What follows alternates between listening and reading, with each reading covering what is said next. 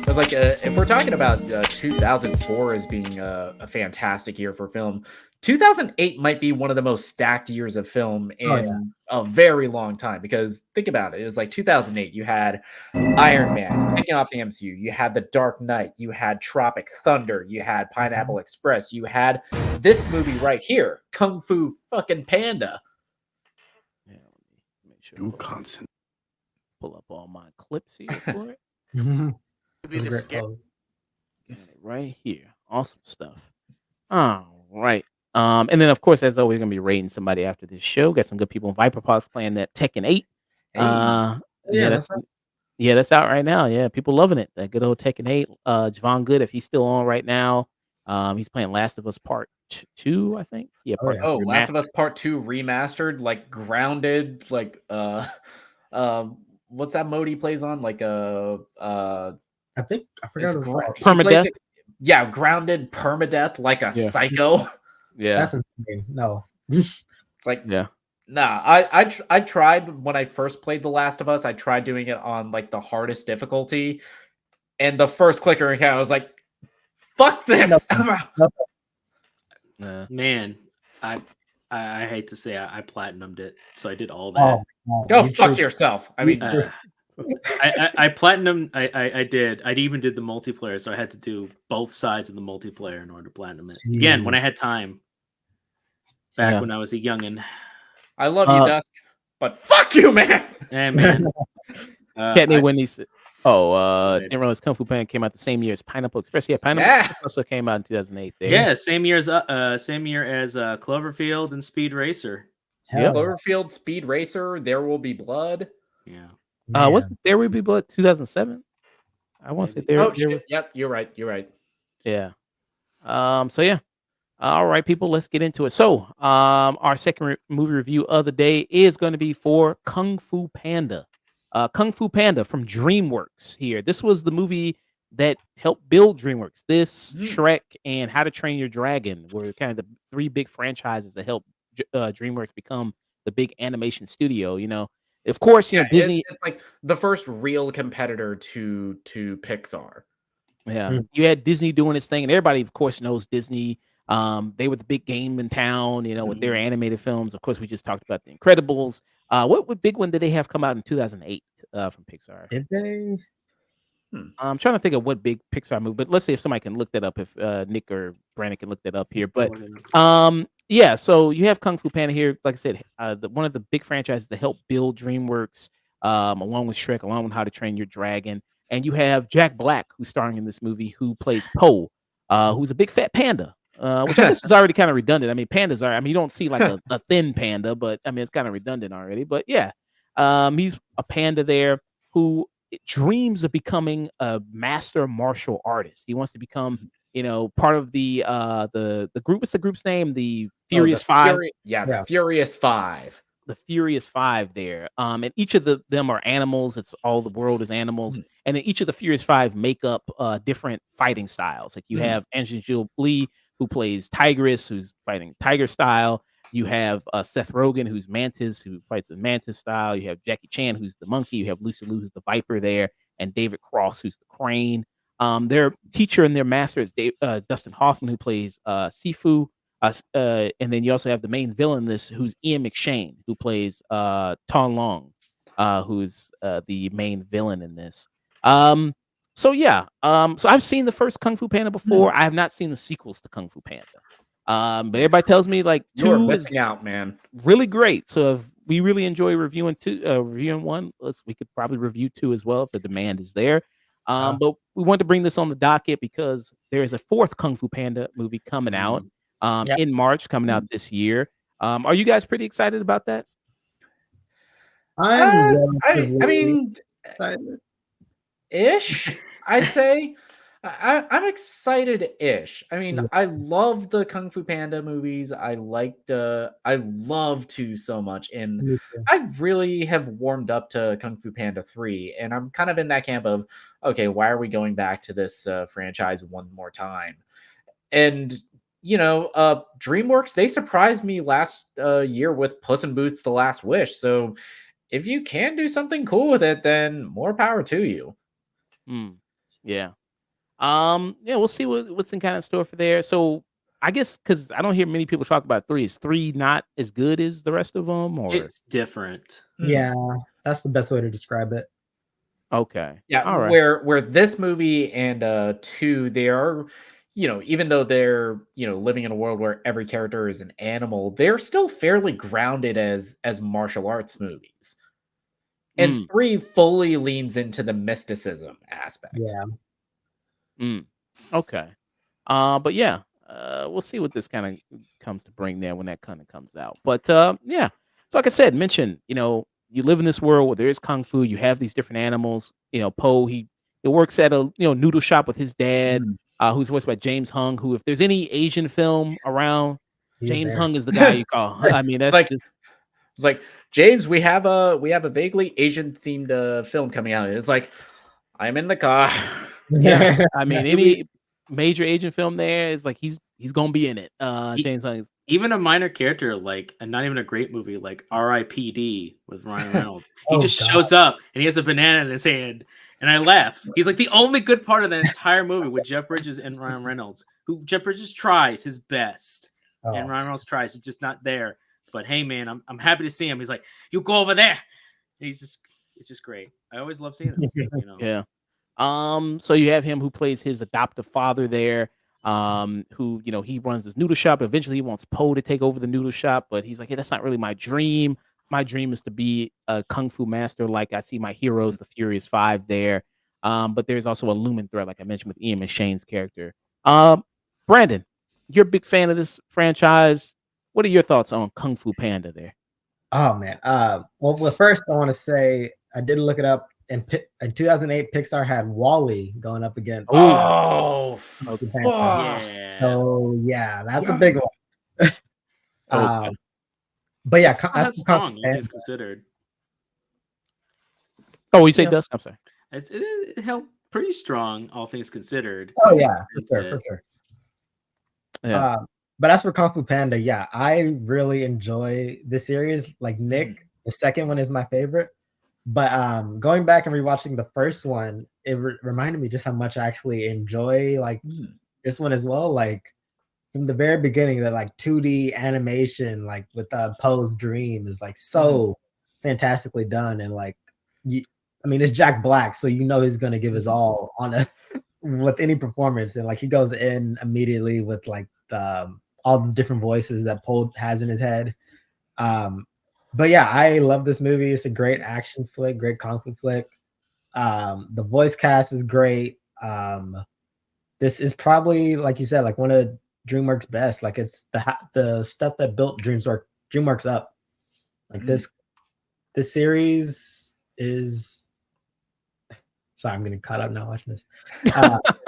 Yeah, and just to echo a lot of Brandon's points, So this movie and the second one are both very near and dear to my heart, and a big reason of that is because I did karate when I was a kid, and later in my 20s I started training in Muay Thai, and so much of this is kind of like a parallel to the journey of learning martial arts, and that Poe initially when he starts he does not fit it. It was like everybody around him is so tiny because most of the other characters are like pigs or ducks or little rabbits, and he's like this just giant figure that doesn't really fit in. Even at the Jade Palace, he is kind of struggling to learn it. He's kind of letting himself down, and that big thing in martial arts is like everybody's first day. When you start out,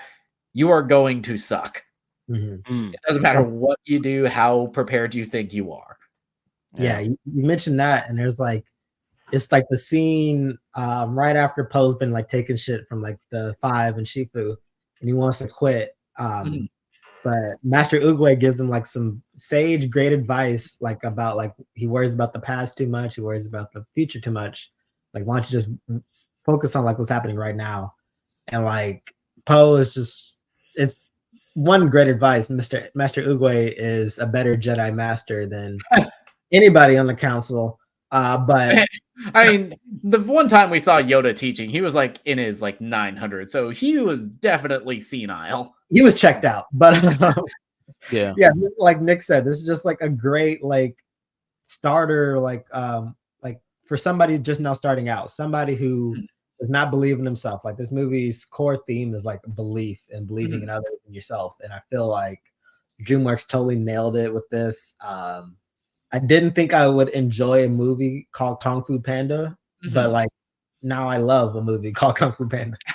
Yeah, and who voices Oogway is a person named Ronald Duck Kim, who he was the Keymaster in The Matrix Reloaded, and then he also showed up again in the John Wick movie there as the doctor for Wick there. So he also showed up in that. So yeah, Dusk, what are some of your thoughts on Kung Fu Panda there?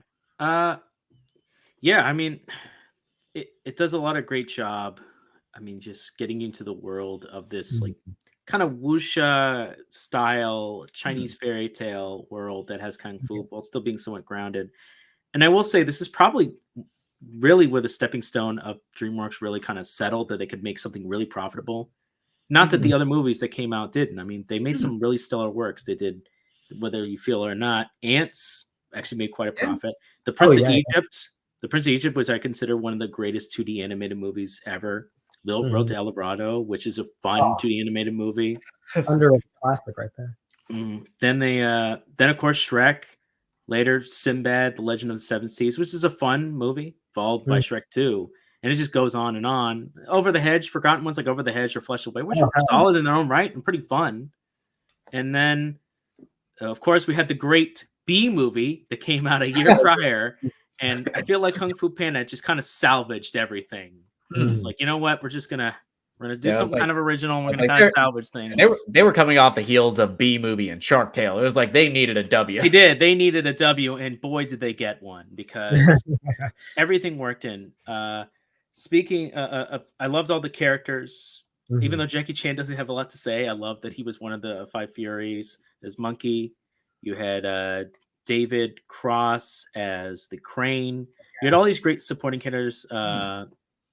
Who voices tigers again? Angelina Jolie. She does a great job as well. Everybody, voice acting wise, does great. And the movie is just so. What I love about kind of these Chinese fairy tale movies, especially when they do them animated, which you sometimes get even in live action. I love how acrobatic everything is. Everything is in motion. Everything is continually moving, and you really see that here from the way he moves is this like tubby panda, but he kind of creates waves as he moves. Everybody from the way the hair moves, you can really just see how much has progressed as CGI has progressed, and they really put it to good work. The way Oogway and the way his finger like moves and he's shaking, barely able to move his hand. And he's like still moving though. Like everyone else is like, no, you. That's him. I've chosen. You'll be it. But it's like I love the dynamic that all the characters have, and that just he doesn't believe. I think what really works is the human story in it is not only does he feel ostracized in this world, but they also are like, are you gonna be like a panda who knows this motherfucker ain't shit? Yeah, they're just like how's that even feasible? That's not even possible.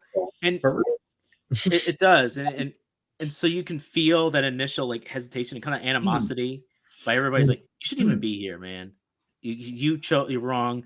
Even though our higher master said you're here, you don't get it. You haven't proved yourself, and he sticks to his guns and keeps going. But I think what made me love this movie as well was the message it had with the master that when the turtle man, unfortunately, Oogway, when he unfortunately has to go out of the movie, and he calls it like, and my time is up. See y'all. I'll take that check now. And he leaves. And a beautiful scene. I mean, it's hauntingly beautiful from the music to the way it's animated. But yet you like the audience is like, well, what are we gonna do? And he's like, I don't know. I don't know. And meanwhile, they have this fantastic villain. Oh, It's Yeah. like Tai Lung, who's voiced by the incredible Ian McShane. And he Mhm. just he lathers it in just this. I love the giddiness he has. Just the Yeah. excitement of being like, okay, now I have an actual proper opponent who can fight me. Yeah, now I and- can, in a weird, twisted way, now I can earn the right as Dragon Ball. Yeah, and so much of what makes Tai Lung such a fascinating character is the really personal stakes that he's had with Master Shifu, because you get his backstory. It was like Shifu kind of just raised him like his son and raised him to just be the perfect warrior. And then when having all of that weight and those expectations put on him, and then he's told by Uwe that he's not the dragon warrior, he's not worthy of it, he lashes out. And so much of what makes his character interesting is that at his core he is just an angry child. Mhm. And this was a great action sequence. Oh, he escaped from the prison. Yeah, it's like yeah, this is a kung fu movie. It's like, how dangerous could this man be? It's like, the answer, yes. Very fucking dangerous. I think what not only does this escape show his capabilities, it just shows him this is me after waiting for some time. I'm free. Getting the rust off, shaking the rust. Great sequence. I love this shot right here. And something I love upon revisiting this is how much Shifu kind of internalized a lot of the personal connection that he made with Tai Lung, and how heartbreaking that was, and just took it to a complete extreme with the Furious Five. Even how very similar both Tigress and Tai Lung are. Even down to one just being very similar species of feline, but also similar in their fight styles and their outlook. Yeah. That whole flashback sequence is great with Tigress. Yeah. And then the other people, I don't know, I think maybe they just gave up and like, okay, you a monkey, I guess monkey. Okay. Mantis, fucking Mantis. I don't know. I don't know, maybe they rushed at the end, like fucking here we go. We need some names quick. I ain't gonna I get it. It is a big ensemble cast. This is one of those animated movies that is kind of like using bigger named actors in order to get names on the poster, get people to watch the movie. But unlike a lot of those, these people are actually acting their asses off in it. Great. Like I said, I mentioned all the great kind of stellar voice cast that you have here, and then one of the big stars, of course, Jack Black, who it's always a pleasure to see. Jack Black he was in a lot of formative years for a lot of millennials. School of Rock. I keep forgetting how great of an actor Jack Black is, but then I don't know what it is. He just keeps surprising me, even though I know he is fantastic. Yeah, and this was a great year because he had this, and he also had Tropic Thunder. Fantastic movies. This year, so it was a great year for him this year. So yeah, I mean, also different portrayals. Yeah, I mean, coked up actor, and then a big fluffy, lovely panda. Basically, the panda gets killed in the other movie. Oh, I forgot about that. Yeah. I almost feel like that was like an added studio note. That'd be funny. Let's just put that in there. I think he mentions it in the commentary. Like, was this a dig? 100% do. It's like everybody. It was like, where were you when you saw that MTV Movie Awards sketch? Yes, that's what I was thinking of too. And Kung Fu Panda was also big success. Like I said, mentioning being the movie that built Dreamworks, because this movie had a budget of $130 million, had a profit of $631.7. So it made that's really great. Especially, I mean, that's just great in general for a movie, but animated movie that's even better for that. The sequel did make more. It made $665 million. But the third movie didn't have such success. It made $521 million. So it dropped off there in the third film. It certainly rebuilt. It certainly rebuilt DreamWorks, because if we're talking point by point of how much money, Shrek 1 and 2, that built DreamWorks into the machine it is now. Before they had some really good movies that made back their money. But it's like why DreamWorks' like logo music is from Shrek. It's like yeah. Now Kung Fu Panda 1 made more than Shrek 1, but Shrek 2 made $935.3 almost million. $1 billion. So it did. This was in 2004. Yeah. Which, hey, if you people, we're going to be putting up a new poll for what other movie we do review for 20th anniversary. Next one's coming up is Spider-Man 2. but I can put up Shrek 2 again, and then some other movies that we can you can vote on at the afternoon tune at twitter.com there. Yeah. And you mentioned a lot of the fight sequences here when you do actually the kung fu stuff. All that is really well done, and really handled really it's like well. so much of it is similar to how they did the action and stuff like Avatar: The Last Airbender or Legend of Korra. Is like they used a lot of real martial artists for reference. Nice, yeah. And I think it makes for even a better experience here. Like this scene where they're fighting on the bridge, really well done. And you see their coordinated attacks, like them working together as a team there. Let me play a little bit. God, I love how he leans. You think I'm a fool? It's like he's so nonchalant about this. None of you! I heard how he fell out of the sky on a ball of fire. That he's a warrior, unlike anything the world has ever seen. I mean, all technically true. What is his name? Our fight. Po. Finally, a worthy opponent. Our battle will be legendary. Oh, I like that the sound of the tiger there. That was pretty good. Yeah, kind of input there too. But yeah, I mean Ian McShane. I mean, first of all, he's got a very iconic voice anyway. That also helps when he does vocal performances there. Which is from Jack Swearingen on Deadwood to Winston in the John Wick films, and of course Tai Lung. It was like, the man has range. Yeah, Jonathan. Jonathan, just have foot out there. Which is really good stuff there. Any weak points for this movie, you think? Every single little weak point I have in this movie, it all gets addressed in Kung Fu Panda 2, and it makes the emotional climax of that movie hit so much harder. So watching those two movies together, I really don't have a complaint with Kung Fu Panda. What about you, Gus?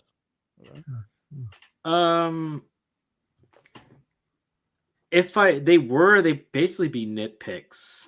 Just small things I would have liked to seen. A little bit more with the Furious Five working as a team, seeing their dynamic, and Poe being kind of like the sixth wheel. Like that would have been kind of nice. Or seeing them. Even that, it's like we're following the movie from Poe's perspective, right? And he kind of grew up with knowing these people as just like these legendary figures. He has all of their action figures, so I feel like getting to know them this intimately this early, I don't think it would have worked for what they were going. It's not even intimately more, and just like I would have liked to seen them just a little, like maybe one or two scenes of them just kind of like, what do we do with this? And oh no, Poe's here. Like, oh yeah, what's going on? Yeah, we're just doing serious business here. Yeah, but so much of that is like even though they're kind of apprehensive about him, they warm up to him. Yeah, like I said, like again, it's a nitpick. It's small. It's mostly like, I would have liked to seen it, but you mostly get it somewhat addressed in two, but it's still there. It's still like it's still there. It gets addressed. Characters move on. They warm up to them. So really, it's not that big of a deal. Yeah, and you see a good. I'm really craving some noodles right now. Order up. Hope you like it. Yeah, this is a good scene. They bond here. They eating. This is really. You find out he's a really good cook. You know, he's actually secret ingredient soup. He actually knows the secret ingredient. What are you talking about? Oh, this is amazing. Wow, you're a really good cook. I wish my mouth was bigger. Tigers, you got to try this. It is said that the dragon warrior can survive for months at a time on nothing but the dew of a single ginkgo leaf and the energy of the universe. I guess my body doesn't know it's the dragon warrior yet. We need a lot more than dew. And universe. Yeah, the other beautiful thing is like there's so much of in this movie of this big deal about the secret ingredient soup, about the scroll that is like the secrets of the dragon warrior. And when they finally open up the scroll, it's blank. And this beautiful moment between Poe and his father where it's just like, there is no secret ingredient. It's only special because you believe it is. Yeah. Fine. The fuck? This may be one of the most heartbreaking moments in the entire movie, especially for the villain. What? Like that? What? Especially for Tai Lung. And it just so well because it's a mirror. It's your reflection. It's like you are the dragon warrior. Mm.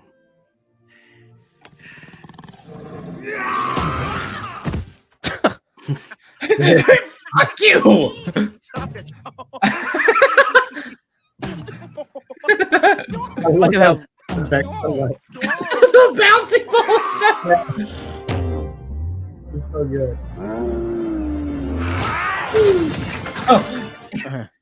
yeah, I love that sound effect there. Yeah, like like a beach ball there. Right. Yeah. And they interject they interject so much humor into that, and that little moment, it calls back to like the very beginning of Poe like first trying out kung fu. He's like hitting the little plushie dummy, and it just bounces him back and hits him into all of the dangerous kung fu equipment. Yeah. And you see so much of also Jack Black. I mean, much of his personality here and his mannerisms interjected in the character here. I'm that panda.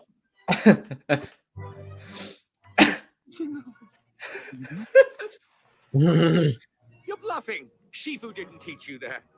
Nope. I figured it out. Skadoosh. Motherfucker got Just got Thanos. Yeah. I mean, so I think also is one big thing about this movie is expanded is that, you know, you have so much of Jack Black's personality here that also sells it as well. Yeah, I'm gonna go around and give you guys final thoughts rating. Brandon, how about you? Final thoughts rating. Yeah, no, just upon rewatch, this is still a fantastic movie. The voice cast is great. Just like Dusk, I would love to have seen more Furious 5, but like I remember on the DVD, I'm pretty sure you can find these on YouTube now, but they had like these Secrets of the Furious 5 shorts that were very good. But yeah, I love this movie. I wish there was more of that 2D animation that they use in like the flashback. Yeah, it's like that 2D segment of the movie is so good. It's almost disappointing when it goes into CG animation. Right? Like they have that same 2D at the beginning of part 2, if I'm not mistaken. But yeah, it's great animation, but the 3D still holds up here. Definitely one of DreamWorks, probably one of my DreamWorks favorites. I don't know if I'm trying to think what's their best for me. It has to be Shrek. 2. Has to be Shrek 2. Shrek 2? Okay. I don't remember Shrek 2, but okay. It's you got to do it. You got to do Shrek 2 rewatch. But okay. This is a great movie. Kung Fu Panda is fantastic. It makes you want to watch part 2, which I'm probably going to do after this. And yeah, if you haven't seen it, I highly recommend it. I think I give this I don't know. What's below cinema? Peak. Yeah, peak. I'd say this is peak. Peak animation, peak DreamWorks, peak Kung Fu animation. I wish we had more Kung Fu animated things. Yes. I agree. Especially like wuxia animating. Yeah, wuxia. Wuxia, it feels like it's a subgenre that's kind of tailor made for animation because you know there are things that you can't do in live action with real performers that you can get away with.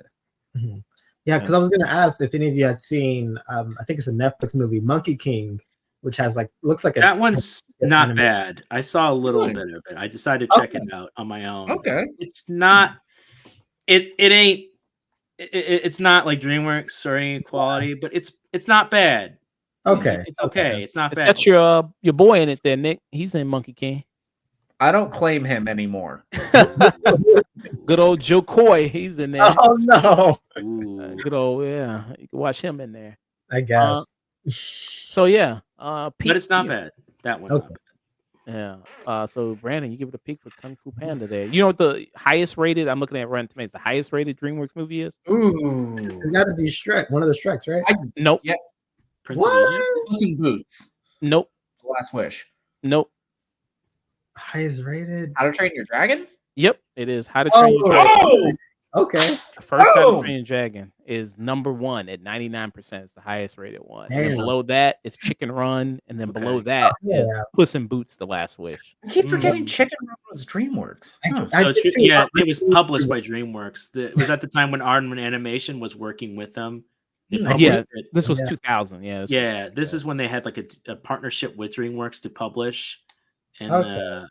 they also did Flushed Away, which was their first CGI animated, and because that didn't go too well, then they went and worked with I think Sony and did their own thing. yeah. Kung Gotcha. Fu Panda though, the first one is number 11. It's 87. Mm. It's number 11. Not bad. Not bad. Yeah. Dusk. What about you? Final What about thoughts? Nick? Oh, Nick, you want to give final thoughts rating there? Okay, so this is one of my favorite animated movies. Just purely functionally as a martial arts movie, I think it's fantastic. I love the journey that the character of Po goes on. I rewatching it, getting to dive a little bit deeper into it, into all the characters, especially with Tai Lung, who is probably one of my favorite DreamWorks villains, and how simple on paper his character is, but once you peel back the layers, once you really look at his character dynamic with Master Shifu, how he parallels characters like Tigress and the Furious Five, and how he is such a great foil to Po. Mhm. And not only that, having this gorgeous animation style, especially for 2008, the level of attention to detail, like how light is refracting off all of the characters' fur, how reflections are going into water. It's gorgeous. It is beautiful stuff. And just having a great kung fu film, every single fight scene, it's wholly unique. It fits every single fighting style fits the characters perfectly. And not enough can be said for how goddamn charming Jack Black is as Po. He is he is a bit of an obnoxious character when you're first introduced to him, but he gets more grounded and more human as the movies go on. And this is probably DreamWorks has some great film trilogies like this, like the How to Train Your Dragon films, and I still really love the Kung Fu Panda. I'm going peak with this movie. I had slight nitpicks with this movie. Like I would have liked to have seen more stuff done with the Furious Five. I mean, Poe's dad is a duck, which I like that they didn't address at all in this movie. Yeah. Especially because it is such a major plot point in the second and third films. Okay. Dusk. Yeah, I mean, everything we said before, I think it helped rebuild it. It gave them a big franchise that they later went on, which arguably, depending on who you ask, is good, just as good as or better than Kung Fu Panda. The sequel might even be better by some people. I kind of hold it. I like it just as much for different reasons. Edges a little bit on some points with another fantastic character growth there. But this one is still just a great rewatch. I've seen this movie at least 3 or 4 times, and I'm happy to see it again. It's got a lot of charm, and I think that's really important. It's got a lot of charm, great animation, great voice acting. One of my favorite animated villains. I just love the way he's portrayed and the dynamic he has with him and then his master and father figure. That added so much meat to the story, and also is a wonderful parallel between Po and his father. Really great showing of how mentorship and how that reflects upon the student and just everybody else and how that affects everybody else around you. And they both kind of learn things about each other. It's great. And one of my favorite things is just this small line that Shifu has is like, I can't train you the same way that I train the five, which is such a beautiful testament to martial arts because I love it. But there is no one right way to teach somebody. Everybody has different approaches to whatever their style is. Yeah. Like Po, his thing is he's fat as hell. He loves food. He loves food. That's his connection with it. You know what I mean? Which was, I thought that was good tying that kind of back in. This was an enjoyable movie. It's good going back and watch this. I haven't watched this in a long time. I'm interested to watch the second and the third film. I haven't seen those ones. So maybe do that before the fourth one comes out. Jack Black, terrific as this character, terrific as Po. Here it's wonderful seeing him as character. Good voice cast as well. Everybody usually with when they kind of get actors to come, they get an all-star cast to do voices. It's kind of like a hit or miss sometimes. Like you get these big names, but they don't really add much to it. But I think they do here. I think they do a very good job. Angelina Jolie as Tigress is really good here. I think her voice really fits the character and her kind of attitude really fits the character. Seth Rogen him coming in, Lucy Liu, David Cross, Seth Rogen, of course, going, he's gonna do his thing there. He's always gonna do his stuff. But yeah, I think they fit well here, and it's an enjoyable, fun movie that kids can really get to. And a lot of the message, what's always a good core message of kids' movies is, hey, believe in yourself. Trust yourself, believe in yourself. That's always going to be a lot of big core messages of kids' movies in them. Yeah, so this was a fun movie. I would give it peak myself as well, just like Brandon there. Yeah, this was an enjoyable watch. So yeah, all around. So 2 peaks. Nick, you also gave it a peak as well. Peak, and then Dusk off. And I'm gonna give it a peak as well. I think it speaks all around. It's a very good movie. Not quite This Is Cinema, but dang it, it's still a very enjoyable movie. Yeah. So yeah, there you go.